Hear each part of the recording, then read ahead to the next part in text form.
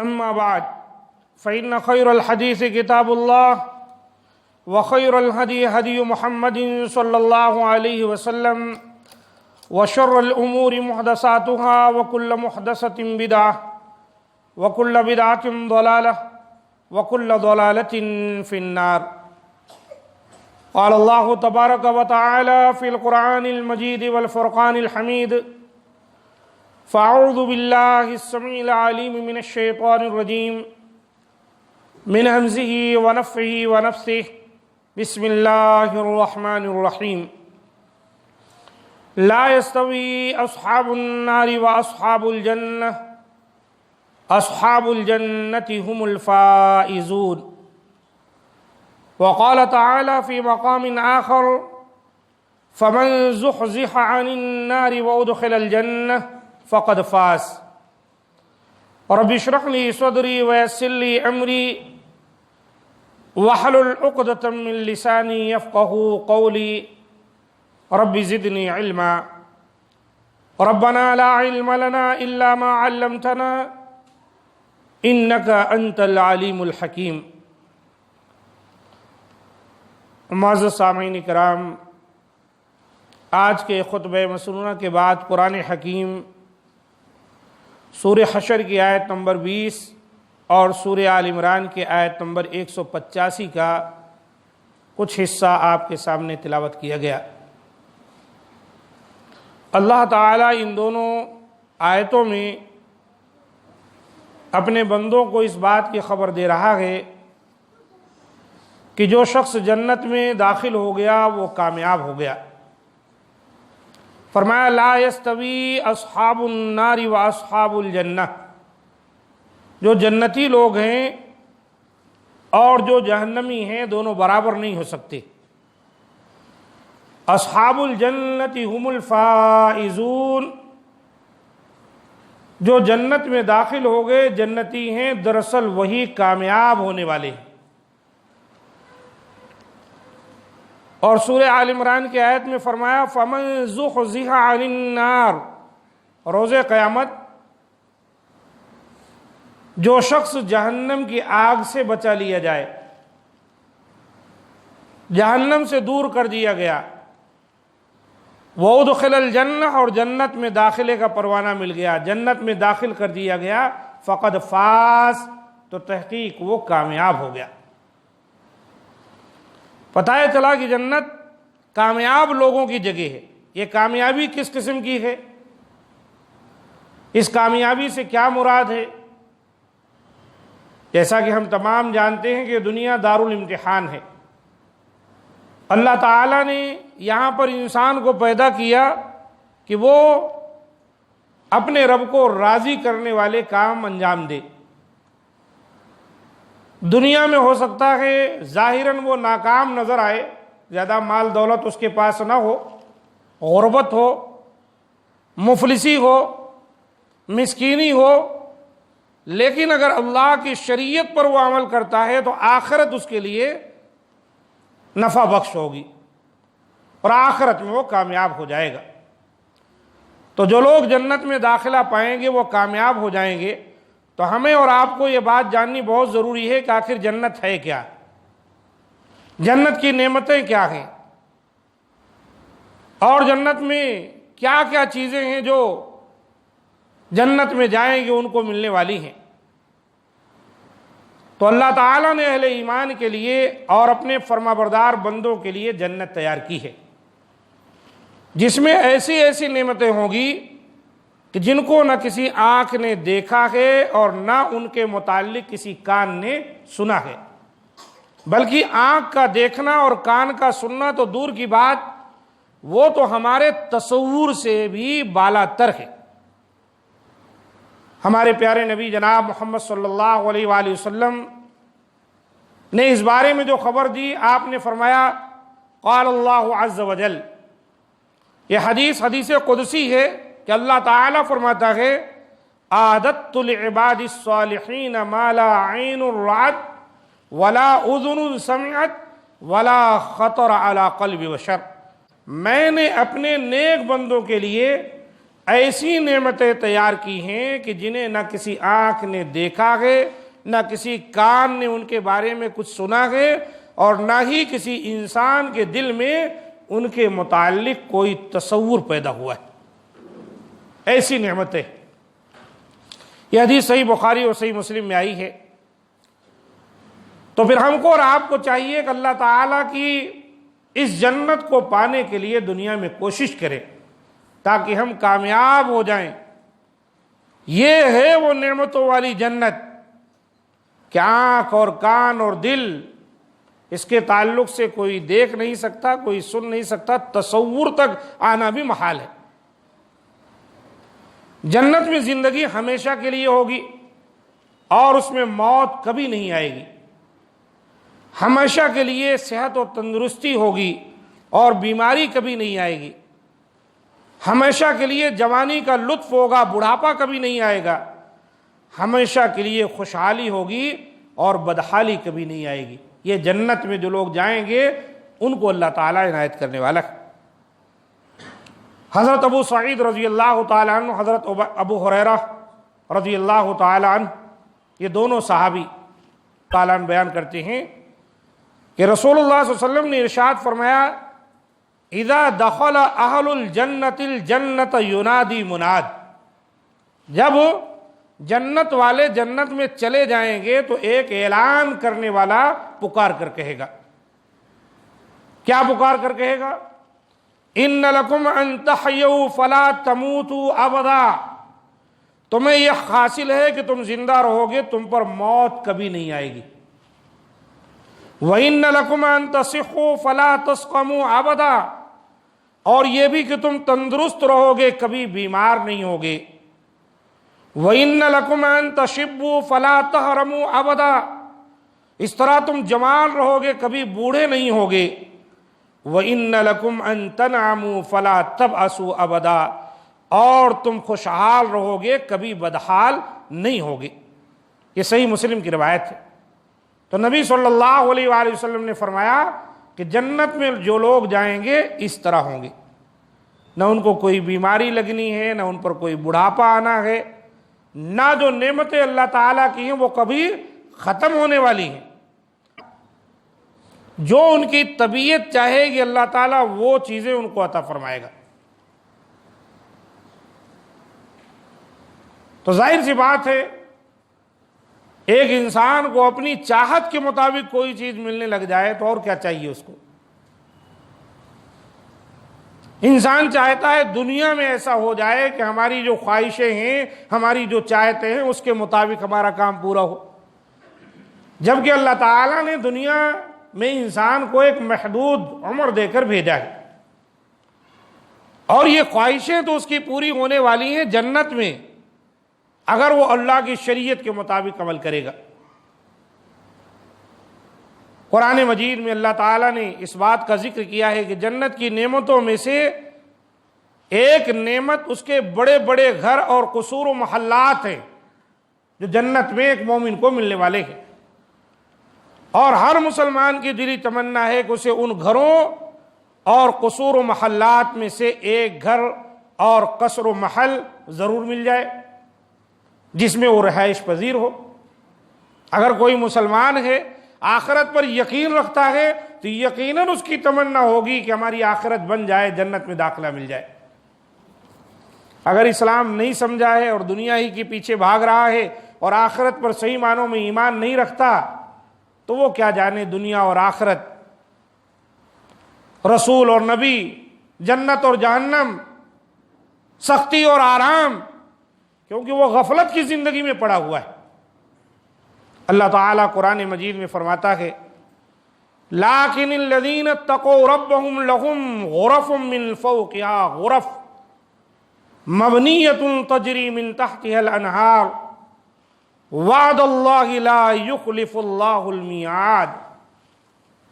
ہاں، وہ لوگ جو اپنے رب سے ڈرتے تھے ان کے لیے بالا خانے ہیں، جن کے اوپر بھی بنے بالا خانے ہیں، یعنی ایک کے اوپر ایک، اس طرح سے اللہ تعالیٰ نے بنائے ہیں، اور ان کے نیچے نہریں بہہ رہی ہیں یہ اللہ تعالیٰ کا وعدہ ہے اور وہ وعدہ خلافی نہیں کرتا۔ سورہ زمر کی آیت نمبر 20 ہے۔ گویا کہ جنت میں ایسے محلات ہیں کہ ایک کے بعد ایک، ایک کے بعد ایک، ایک کے بعد اس طرح سے اللہ تعالیٰ نے ان میں کمرے بنائے۔ ہم دنیا کی کسی بلڈنگ سے یا دنیا کے کسی اور محل یا قصر سے اس کی مثال نہیں دے سکتے، اس لیے کہ جنت میں جو چیزیں ہیں وہ بے مثال ہیں، ان کی مثال دی نہیں جا سکتی۔ یہ چیزیں جو اللہ تعالیٰ نے جنت میں تیار کی ہیں کن کے لیے ہیں؟ لیکن الذین اتقوا ربہم، وہ لوگ ہیں جو اپنے پروردگار سے ڈرتے، تقوی اختیار کرتے۔ اور تقوی کا ایک معنی جو تمام امور پر حاوی ہے وہ یہ ہے کہ اللہ اور رسول کی اطاعت و فرما برداری کرنا۔ یہ جامع معنی ہے تقوی کا، جو تمام چیزوں کو اپنے اندر شامل کر لیتا ہے کہ اللہ اور رسول کی اطاعت میں زندگی گزارنا ہی اصل میں کیا ہے؟ تقوی ہے۔ جنت میں محلات ہے، اس کی ایک دلیل یہ حدیث بھی ہے۔ حضرت جابر بن عبداللہ رضی اللہ تعالیٰ عنہ بیان کرتے ہیں کہ رسول اللہ صلی اللہ علیہ وسلم نے فرمایا، دخلت الجنت او اتیت الجنت فابصرت قصرا، میں جنت میں داخل ہوا یا میں جنت میں گیا تو میں نے سونے کا ایک محل دیکھا۔ میں نے پوچھا لمن ھذا، یہ کس کا ہے؟ اور بعض روایتوں میں کہ اللہ کے رسول نے خواب میں دیکھا ایسا کہ آپ جنت میں داخل ہوئے اور ایک سونے کا محل دیکھے تو آپ نے سوال کیا لمن ھذا، یہ کس کا ہے؟ تو آپ صلی اللہ علیہ وآلہ وسلم کو بتایا گیا لرجل من قریش، یہ قریش کے ایک شخص کا ہے۔ اللہ کے رسول کہتے ہیں تو میں نے گمان کیا شاید وہ میں ہوں، کیونکہ آپ بھی قریش کے تھے، اس لیے میں نے پوچھا وہ کون ہے؟ تو جو آپ صلی اللہ علیہ وسلم کے ساتھ تھے انہوں نے کہا عمر بن خطاب رضی اللہ تعالیٰ عنہ۔ پھر آپ صلی اللہ علیہ وسلم نے عمر رضی اللہ تعالیٰ عنہ کو فرمایا، اتنی بڑی خوشی کی بات رہی ہوگی کہ اللہ کے رسول جنت کی سیر کر کے آئے ہیں خواب میں اور صحابہ کرام کے سامنے بات بیان کر رہے ہیں جس میں عمر فاروق بھی بیٹھے۔ آپ نے حضرت عمر فاروق رضی اللہ تعالیٰ عنہ سے فرمایا فَأَرَدْتُ أَنْ أَدْخُلَهُ فَلَمْ يَمْنَعْنِي إِلَّا عِلْمِي بِغَيْرَتِكَ، اے عمر مجھے اس میں داخل ہونے کا ارادہ ہوا لیکن کوئی چیز مانے نہیں ہوئی ایک سوائے اس کے کہ میں تمہاری غیرت کو جانتا تھا کہ تم ایک بہت ہی باغیرت آدمی ہو۔ تو حضرت عمر رضی اللہ تعالیٰ نے کہا یا رسول اللہ بِأَبِي أَنْتَ وَأُمِّي یا نبی اللہ ابا علیک اغار، اللہ کے رسول میرے ماں باپ آپ پر قربان ہو، اے اللہ کے نبی کیا میں آپ پر غیرت کھاؤں گا؟ یہ غیرت کی بات اس لیے آئی کہ دراصل اللہ کے رسول نے دیکھا کہ وہاں پر ایک عورت وضو کر رہی ہے، وہ جو آپ نے قصر دیکھا سونے کا، وہاں آپ نے دیکھا کہ ایک عورت وضو کر رہی ہے، اس کے لیے اللہ کے رسول کو بتایا گیا عمر کے لیے ہے، تو آپ پھر اس کے اندر گئے نہیں دیکھنے کے لیے کہ وہ کیسے۔ ابو ہریرہ رضی اللہ تعالیٰ عنہ حدیث کے راوی ہیں کہ بینا انا نائم رأیتنی فی الجنۃ فاذا امرأۃ تتوضا الی جانب قصر، میں سویا ہوا تھا اسی دوران میں نے خواب میں دیکھا کہ میں جنت میں ہوں، پھر میں اچانک دیکھتا ہوں کہ ایک خاتون ایک محل کی ایک جانب وضو کر رہی ہے، تو میں نے کہا لمن ھذا القصر، یہ کس کا محل ہے؟ فرشتوں نے جواب دیا کہ عمر بن خطاب رضی اللہ تعالیٰ عنہ کے لیے ہے۔ چنانچہ مجھے عمر رضی اللہ تعالیٰ عنہ کی غیرت یاد آ گئی اور میں وہاں سے پیٹ پھیر کر چل دیا۔ حضرت عمر رضی اللہ تعالیٰ عنہ یہ سن کر رونے لگے اور کہا علیک اغار یا رسول اللہ، اے اللہ کے رسول کیا میں آپ پر غیرت کھاؤں گا؟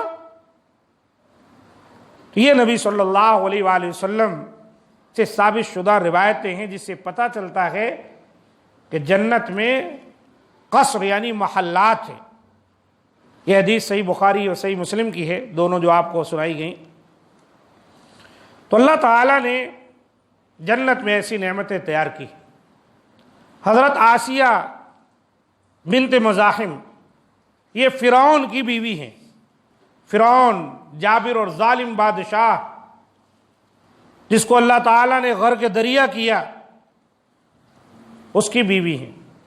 وہ ان پر بہت زیادہ سختی کرتا تھا. دیکھیے اتنا بڑا بادشاہ، خدائی دعویٰ کرنے والا، قرآن نے کہا، وہ کہتا تھا انا ربکم الاعلی، میں تم لوگوں کا کوئی معمولی پروردگار نہیں، بہت اعلیٰ قسم کا مالک ہوں، پروردگار. اس کے گھر میں اللہ تعالیٰ نے اس کی بیوی کو ہدایت دی، جبکہ وہ مسلمانوں کا دشمن تھا. بنی اسرائیل کی ایک بڑی تعداد کو اس نے قتل کر دیا تھا، محض اس لیے کہ یہاں سے ایک بچہ پیدا ہوگا جس سے ہماری حکومت زائل ہو جائے گی، ختم ہو جائے گی. وہ تھے حضرت موسیٰ علیہ السلام. حضرت موسیٰ علیہ السلام پیدا بھی ہوئے، اللہ تعالیٰ نے فرعون کے گھر میں ان کی پرورش کا انتظام کیا، اور پھر وہاں سے دیکھیے خود اس کی بیوی فرعون کی جو حضرت آسیہ ہیں وہ ایمان بھی لائی. تو ان پر بڑی سختی کرتا تھا، انہیں دھوپ میں ڈال دیتا، ہاتھ پیر باندھ دیتا، مارتا پیٹتا ستاتا. وہ آسمان کی طرف دیکھتی، اللہ کی جانب سے ابر کا سایہ ہو جاتا، جنت اللہ تعالیٰ ان کو دکھاتا، وہ جنت کو دیکھتی. جنت میں محلات ہیں، قصور ہیں، گھر بنے ہوئے ہیں. وہ دعائیں کیا کرتی تھی، رب ابن لی عندک بیتا فی الجنہ ونجنی من فرعون وعملہ ونجنی من القوم الظالمین. اے میرے رب، میرے لیے اپنے پاس جنت میں ایک گھر بنا دے اور مجھے فرعون اور اس کے عمل سے بچا لے اور مجھے ظالم لوگوں سے خلاصی دے دے. اس طرح کی ان کی دعا ہوتی تھی. اللہ تعالیٰ نے سورہ تحریم کی آیت نمبر 11 میں اس کا ذکر کیا ہے. تو جنت یہ ہے، یعنی جنت کی نعمتیں تصور میں نہ آنے والی ہیں، اور جنت کے اندر محلات ہیں جن کا ذکر اللہ تعالیٰ نے کیا. اب سوال یہ ہے کہ جنت، یہ قصور و محلات کن لوگوں کے لیے تیار کیے گئے؟ کوئی اچھی چیز بیان کی جائے تو ہر ایک کی خواہش ہوتی ہے وہ مجھے مل جائے، میں اس کا مستحق قرار پاؤں. لیکن سوال یہ ہے کہ ہر چیز کے لیے کچھ شرائط ہوتی، جب تک ان کو نہ پورا کیا جائے انسان ان کو حاصل نہیں کر سکتا. یہ تو جنت کی بات ہے. دنیا میں بھی کتنے امور میں ہم دیکھتے ہیں جب تک شرائط و ضوابط کی پابندی نہ کی جائے تب تک اس کا حصول ناممکن. تو وہ کون لوگ ہیں جو ان میں رہائش پذیر ہونے کے حقدار ٹھہریں گے، اور وہ کون سے اعمال ہیں کہ جن کے سبب اللہ تعالیٰ مومنوں کے لیے جنت میں گھر بنا دیتا ہے؟ یہی وہ اصل چیز ہے جو آپ کو بتانا مقصود ہے، اور یہی جو ہے خطبہ جمعہ کا اصل عنوان ہے. یہ باتیں جو پیچھے بیان کی گئیں یہ تمہیدی باتیں تھیں تاکہ ہم سمجھ سکیں جنت کیسی ہے. تو اب آگے تو ہم زیادہ آپ کے سامنے بات نہیں رکھ سکتے، صرف ایک حدیث بیان کریں گے، باقی باتیں انشاءاللہ آنے والے خطبے میں رکھی جائیں گی. تو آئیے ان حضرات کا تذکرہ کرتے ہیں جنہیں اللہ رب العزت نے اپنے فضل و کرم کے ساتھ جنت کے محلات نصیب کرے گا. دعا کریں اللہم اجعلنا منہم، اللہ تعالی ہم تمام کو انہی لوگوں میں بنا دے جن کو اللہ تعالی جنت میں نعمتیں عطا کرنے والا ہے. اسی طرح ان اعمال کا بھی تذکرہ کرتے ہیں جن کے سبب اللہ تعالیٰ اپنے بندوں کے لیے جنت میں گھر بنا دیتا ہے. اس سلسلے میں سب سے پہلی بات جو آج کے خطبے میں آپ کے سامنے رکھی جا رہی ہے، اللہ تعالیٰ پر ایمان لانے والے اور رسولوں کی تصدیق کرنے والے اس کے مستحق قرار پائیں گے. بظاہر دیکھا جائے تو بہت بڑی بات نہیں، اللہ پر ایمان لانا اور اس کے رسولوں کی تصدیق کرنا. حضرت محمد صلی اللہ علیہ وسلم کے علاوہ بھی بہت سے نبی رسول ہیں، سب کی تصدیق کرنا. حضرت ابو سعید خدری رضی اللہ تعالیٰ عنہ بیان کرتے ہیں کہ رسول اللہ صلی اللہ علیہ وآلہ وسلم نے ارشاد فرمایا ان اہل الجنت یتراءون اہل الغرف من فوقہم کما یتراءون الکوکب الدری الغابر فی الافق من المشرق او المغربی۔ اللہ کے رسول فرماتے ہیں بے شک اہل جنت اپنے اوپر بالا خانے والوں کو یوں دیکھیں گے جیسے کہ تم مشرق یا مغرب کے افق پر چمکتے اور غروب ہوتے ہوئے ستاروں کو دیکھتے ہو۔ اللہ اکبر۔ یہ اس لیے ہوگا کہ ان کے درجات میں تفاضل ہوگا۔ جن کو اللہ تعالیٰ جنت میں داخل کرے گا، یہ محلات و قصور عطا فرمائے گا، ان کی فضیلتیں ہوگی، ان سے اوپر والے بھی ہوں گے، ایک ہوں گے تو ان سے اوپر اور ہوں گے۔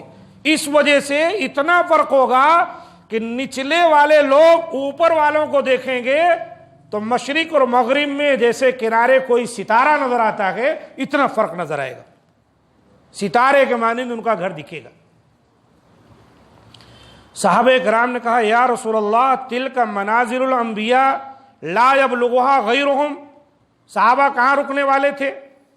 انہوں نے دیکھا اتنا اونچا مقام، کہنے لگے اللہ کے رسول تب تو یقیناً یہ انبیاء کے ہی گھر ہوں گے جہاں کوئی اور نہیں پہنچ سکے گا۔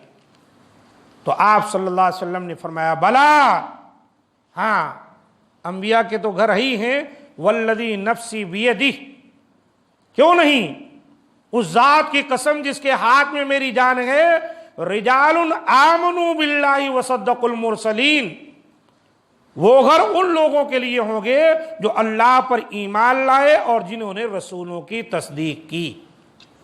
الحمدللہ، ہر مسلمان اگر صحیح طور پر صدق دل سے اللہ پر ایمان لائے، ایسا ایمان کہ جس میں شرک نہ ہو، اور رسولوں کی تصدیق کرے، ایسی تصدیق کہ جو تصدیق کر رہا ہے اس کے مطابق اس کا عمل بھی ہو، تو اللہ کے رسول نے فرمایا یہ وہ لوگ ہیں جو اللہ پر ایمان لائے، رسولوں کی تصدیق کیے، تو ان کے لیے اللہ تعالیٰ نے جنت میں یہ گھر بنا رکھے۔ اب اللہ پر ایمان لانے کا مطلب کیا ہے، رسول پر ایمان لانے کا یا ان کی تصدیق کا مطلب کیا ہے، انشاءاللہ یہ تمام باتیں اگلے خطبے میں آپ کے سامنے بیان کی جائیں گی۔ اللہ تعالیٰ سے دعا ہے کہ مولا کریم ہم تمام کو اپنی جنت کا مستحق بنائے اور دنیا میں وہ اعمال کرنے کی توفیق دے کہ جس کے ذریعے سے ہم اللہ کو راضی کر لیں اور اللہ کی رضامندی والی جنت جو ہے اس کے اندر داخلہ مل جائے۔ مولا کریم سے دعا ہے کہ اللہ تعالی ہم تمام کو نیک کام کرنے کی توفیق دے، برائیوں سے محفوظ رکھے اور تا دم حیات اللہ تعالی موحد بنائے رکھے، شرک سے محفوظ رکھے۔ اللہ تعالی مسلمانوں کی پریشانیوں کو دور فرمائے۔ ہم میں سے بہت سے بیمار ہیں، اللہ تعالیٰ انہیں شفاء کاملہ عطا فرمائے۔ بہت سے پریشان حال ہیں، اللہ ان کی پریشانیوں کو دور فرمائے۔